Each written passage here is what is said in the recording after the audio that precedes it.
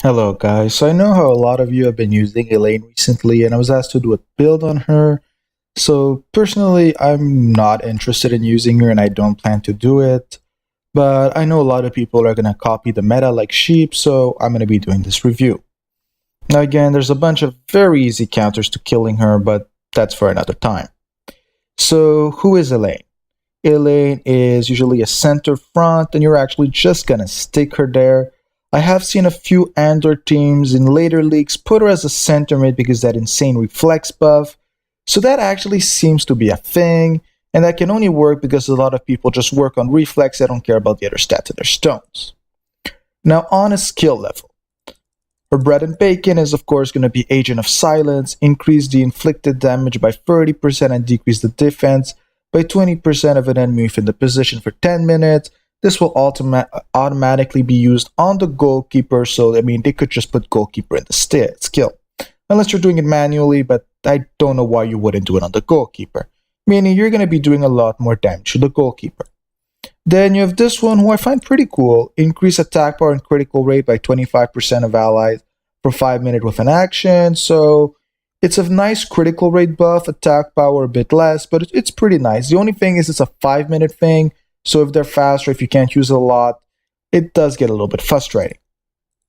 And then you have strategic behavior, increase receiving pass effect, attack power within the position by 15% for 10 minutes with an action.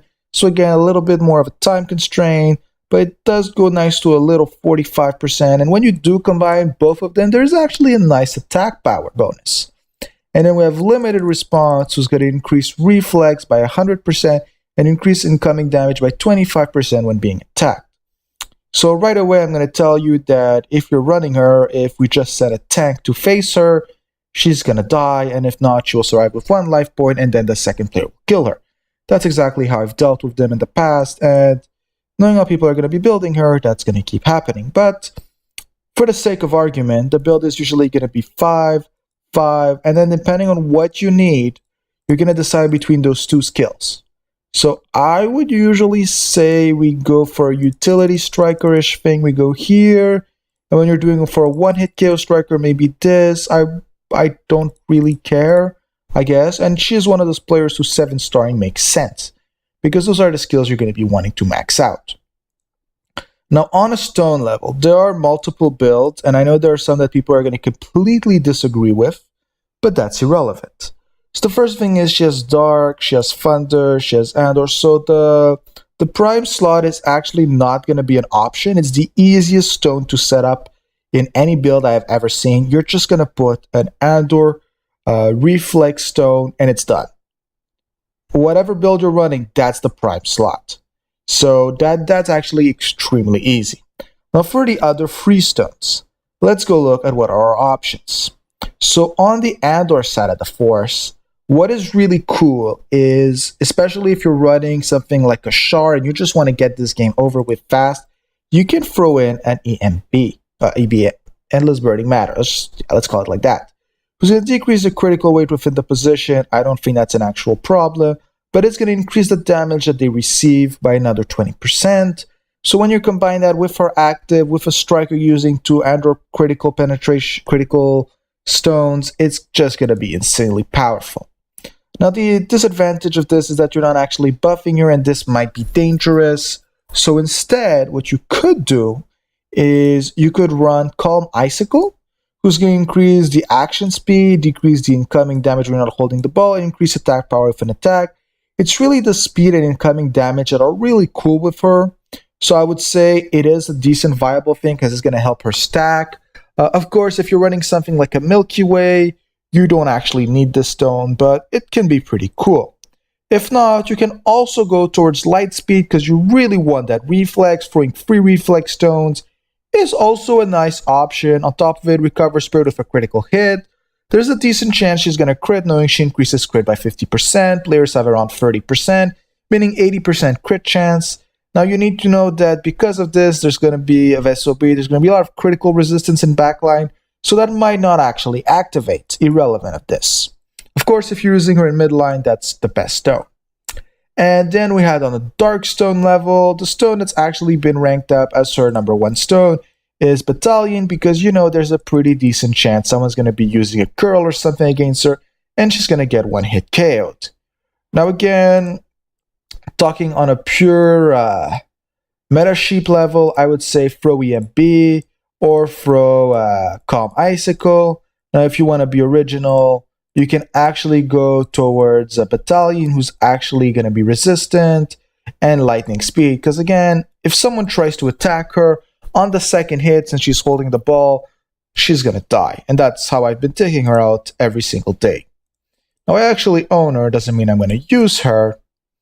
We have her right here. So on a story level, she has some pretty bad chains. These two are useless.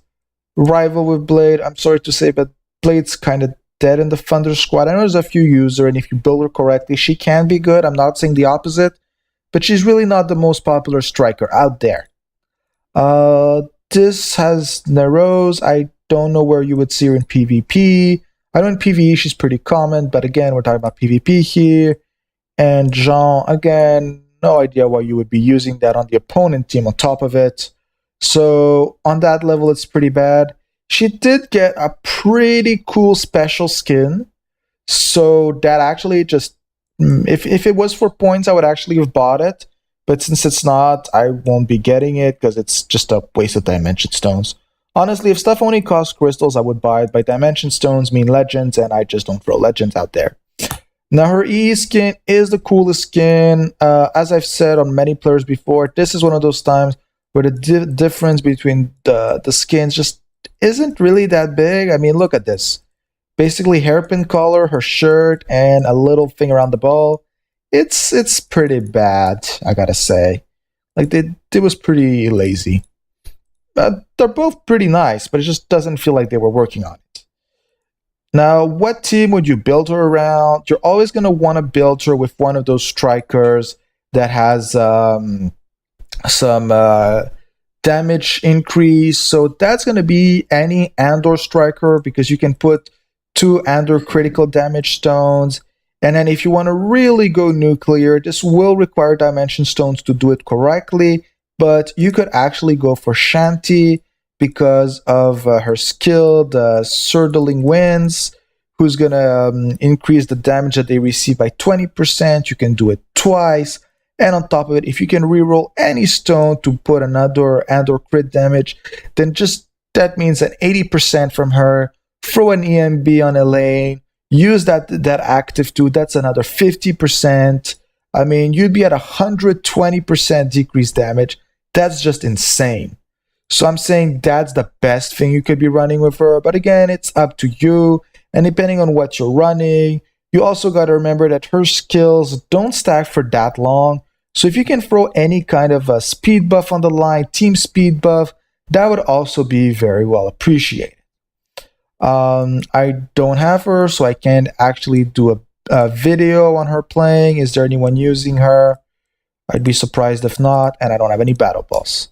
So I guess that's it for her review. If you have any questions or comment, please leave a comment in the description, and have a good day.